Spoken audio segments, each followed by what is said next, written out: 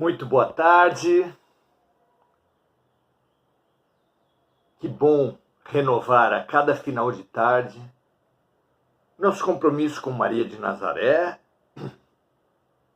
a coordenadora dessa fabulosa Hora do Ângelus. Às 18 horas é quando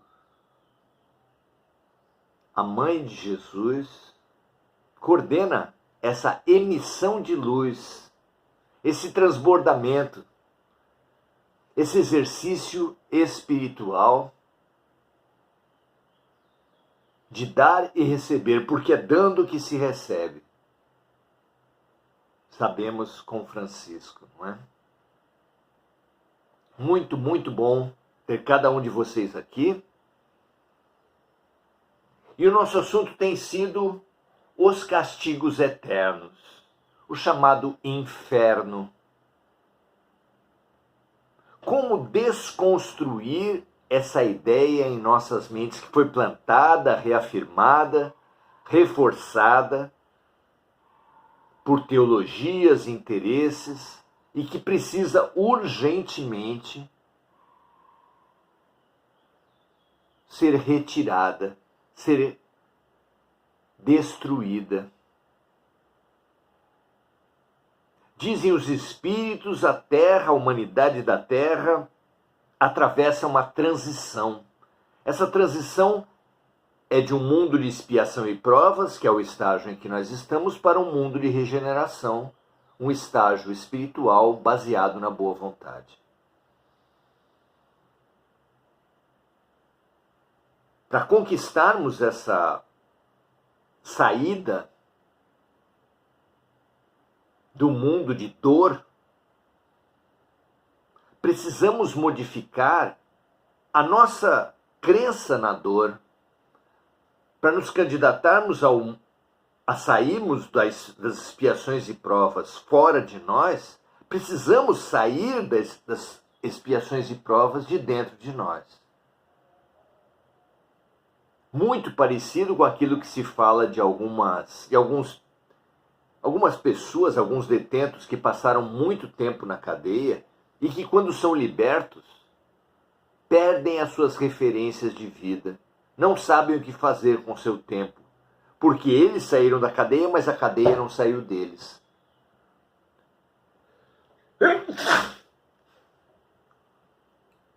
Desculpa. O que acontece agora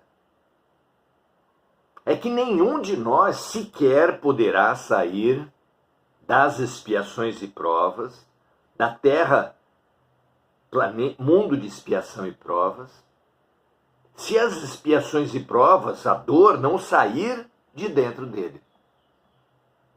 Então essa reprogramação, esse estudo, reveste-se do mais profundo significado e urgência. Vejam só, meus amigos, urgência. Precisamos tirar a cadeia de dentro de nós. Você está pronto para isso? Estamos na questão 1009 de O Livro dos Espíritos, de Allan Kardec. Já lemos a resposta de Santo Agostinho, o comentário de Lamennais, depois o comentário de Platão, e hoje vamos ao comentário de Paulo Apóstolo. Olha que honra podemos contar com tantos luminares, tantas mentes privilegiadas. Vamos ver o que diz Paulo? O objetivo da humanidade é caminhar em direção à unificação com Deus. É para isso que nós fomos criados, para isso que nós respiramos, para isso que nós encarnamos e desencarnamos. Unificação com Deus. Para atingir esse objetivo, 3 coisas são necessárias: a justiça, o amor e a ciência. Justiça, amor e ciência.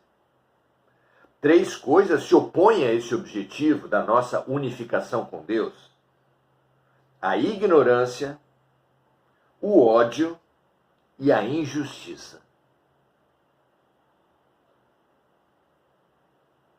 Na verdade, ao repudiar os três princípios fundamentais, o da justiça, o do amor e da ciência, o homem compromete a ideia que faz de Deus.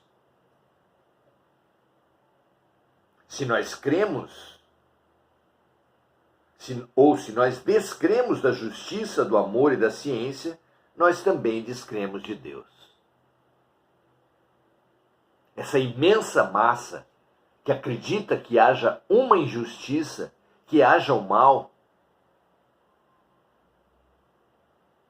sem perceber, estão descrendo de Deus, embora dizendo acreditar em Deus, na prática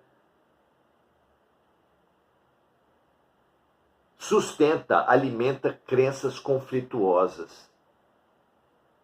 Não é verdade que Jesus nos orientou que não podemos querer agradar a Deus e ao demônio? Que ninguém pode agradar a dois patrões? Veja lá o que você acha.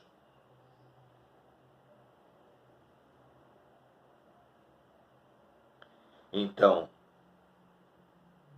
na verdade, ao repudiar os três princípios fundamentais da justiça, do amor e da ciência, o homem compromete a ideia que faz de Deus, atribuindo-lhe uma severidade que ele não possui.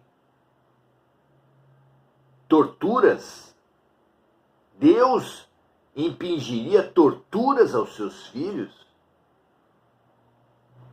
E ainda eternamente? Não há a menor lógica para isso. Continua Paulo Apóstolo, compromete ainda mais essa ideia, a ideia de Deus, quando deixa,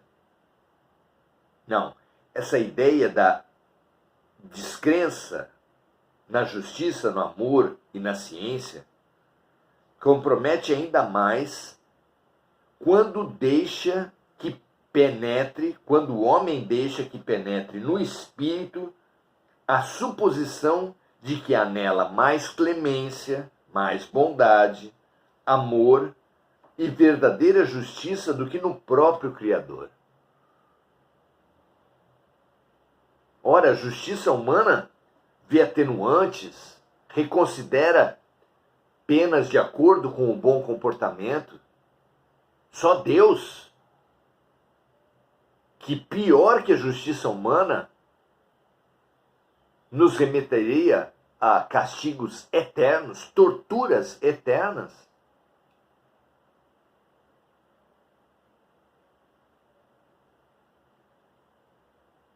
O homem conseguiu destruir até mesmo a ideia do inferno, tornando-o ridículo e inadmissível às suas crenças. Assim como é inaceitável aos corações humanos o horrendo espetáculo das execuções, das fogueiras e das torturas da Idade Média. Como concebemos que essas torturas, essas execuções terríveis, que nem nós suportamos assistir, possam ser praticadas por Deus, que é todo amor? Pois bem, justo agora que a época das represálias cegas foi banida para sempre das legislações humanas, é que vocês querem mantê-las vivas e ainda atribuir a Deus? Acreditem em mim, diz Paulo Apóstolo. Irmãos em Deus e em Jesus Cristo, acreditem em mim ou aceitem deixar morrer em suas mãos todos esses dogmas em vez de modificá-los. Deixem que os bons espíritos derramem sobre eles os seus bons fluidos. A ideia do inferno, como com as suas fornalhas ardentes, com as suas caldeiras fervilhantes, até pode ser tolerada e aceita num século obscuro e feroz. Mas no século XIX, já estamos no 21, não passa de um fantasma imaginário capaz apenas de amedrontar criancinhas, e no qual elas mesmas não acreditam, as próprias criancinhas não acreditam mais depois que crescem. Insistir nessa imagem assustadora é incentivar a incredulidade. Já vimos isso anteriormente com Platão, o quanto o inferno tem servido à incredulidade por sua lógica ausente, por sua crueldade terrível.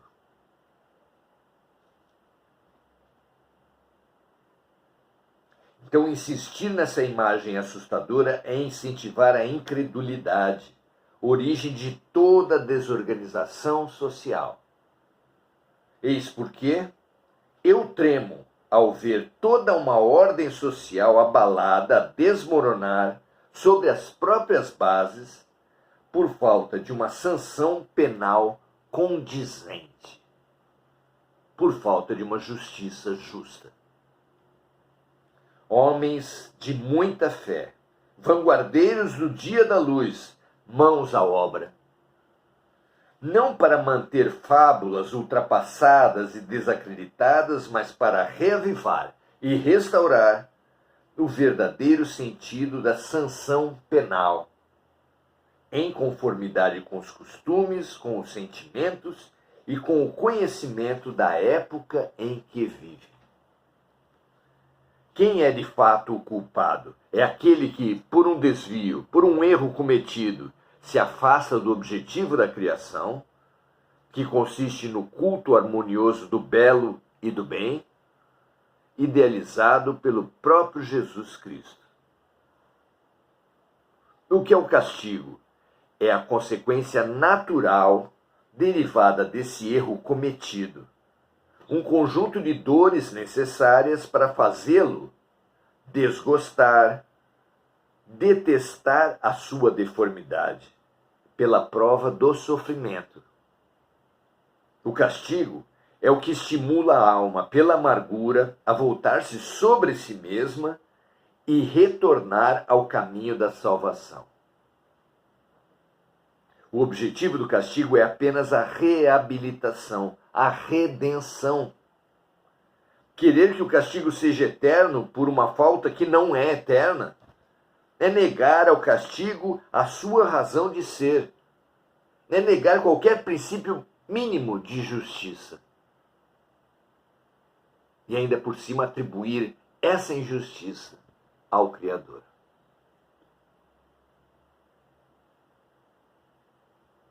Eu digo em verdade, termina Paulo Apóstolo, não comparem mais o bem eterno, essência do Criador, com o mal eterno, essência da criatura. Agir assim é criar uma punição injustificável. Afirmem, ao contrário, o abrandamento gradual dos castigos e das penas pelas reencarnações sucessivas e consagrem, com a razão, unida ao sentimento, a unidade divina. Só é possível nos reconciliarmos com Deus, compreendendo a sua justiça amorosa, benevolente, misericordiosa. E é claro que a justiça não pode ser amorosa, benevolente, misericordiosa, amarrada à ideia do inferno.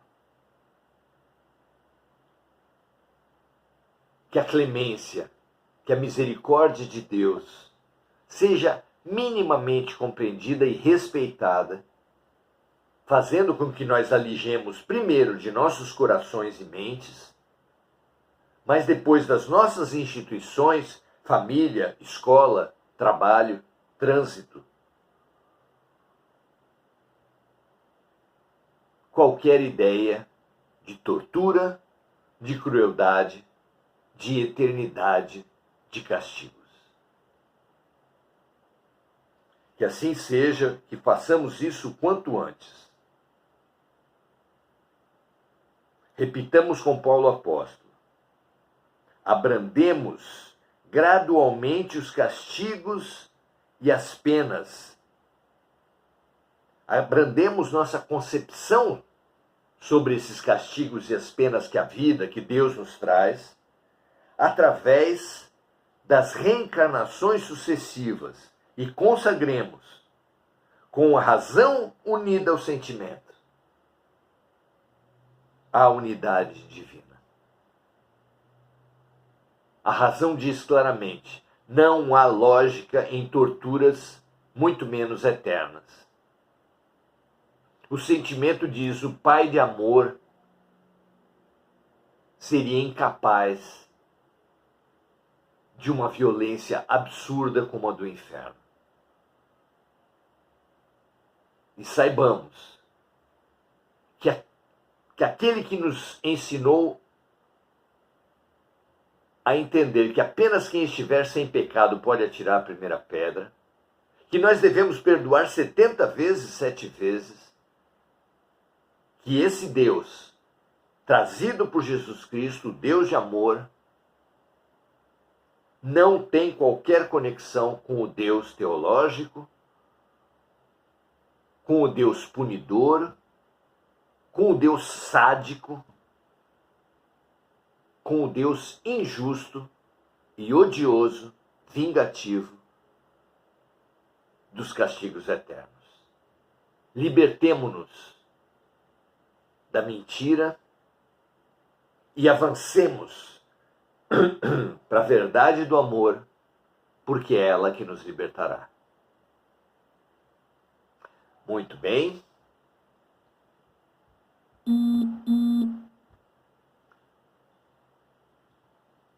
Vejam aqui, saudemos os amigos espirituais que se reuniram nesse espaço de estudo para ver ao vivo, quando possível, para ver gravado,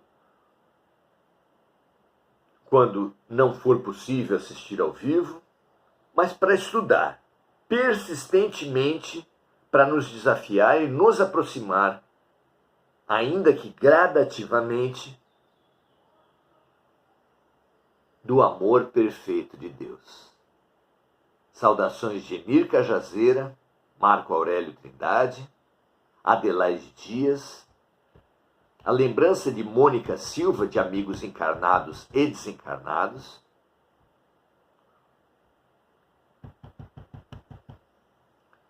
Mônica que vibra também pela paz mundial, pelas vítimas dos desastres climáticos no mundo, e dá o seu boa noite a todos aqui reunidos, junto com a amiga Emir Cajazeira. Muito feliz por partilhar esse momento com vocês, muito feliz por recebermos esse estímulo do alto, por extirpar de nossas almas a ideia do inferno, das penas eternas. Muito feliz por estarmos nos reprogramando juntos, na razão e na emoção, rumo a esse Pai de misericórdia, que é sim justo, mas cuja justiça jamais poderia se apartar da misericórdia, do perdão e do amor. Reprogramemos nossas mentes, usando de misericórdia com os erros dos outros, usando de compreensão com os erros dos outros, usando do perdão com os erros dos outros, porque já fomos ensinados a aprender no Pai Nosso. que seremos perdoados na mesma medida em que perdoamos. Aprenderemos com Francisco de Assis, que é perdoando que somos perdoados, e tiraremos de uma vez qualquer ideia do Deus cruel, do Deus irado, do Deus vingativo, assimilando de uma vez por todas que, como o Pai amoroso que é, nunca desiste de nós. Sempre nos dá uma nova chance. Que assim seja, graças a Deus, um prazer estar com cada um de vocês. Amanhã retomaremos ainda esse estudo, agora com o comentário de Allan Kardec. Muitos terapeutas, muitos reprogramadores de alma, nos ajudando a um reinício, a finalização das ideias perversas, para uma adesão completa às ideias amorosas de Deus.